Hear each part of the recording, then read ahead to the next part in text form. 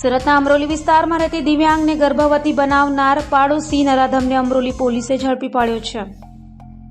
Amroli police પાસેથી મળતી માહિતી મુજબ અમરોલીના છાપરાભાટા શ્રમ વિસ્તારમાં રહેતી પિતા વગરની દિવ્યાંગ યુવતી પર પાડોશીમાં રહેતા એક સંતાનના પિતા એવા નરાધમ પ્રદીપ પટેલે બળાત્કાર કર્યો છે, જેથી દિવ્યાંગ યુવતીને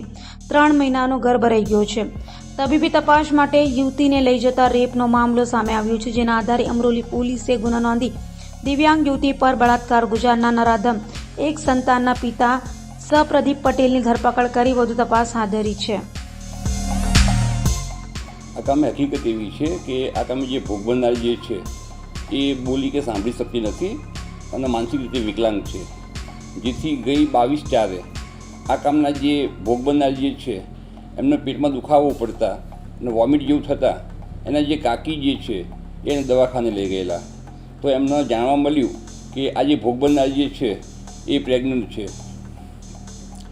જેથી આ કામના ભોગ બનનારનો એના કાકા કાકી પૂછપરછ કરતા તેને કહેલું કે જે આ બાજુમાં એક જે છે પ્રદીપ પટેલ કરીને એ જે છોકરો જે છે એને એની સાથે દુષ્કર્મ કરેલું છે અને એના કારણે એ પ્રેગ્નન્સી થઈ છે, જેથી આ કામના ભોગ બનનારના કાકા જે છે એમને અત્યારે અમરોલી પોસ્ટમાં આવી ફરિયાદ દાખલ કરવામાં આવેલ છે અને આ કામે આરોપીની અટક કરવામાં આવેલ છે.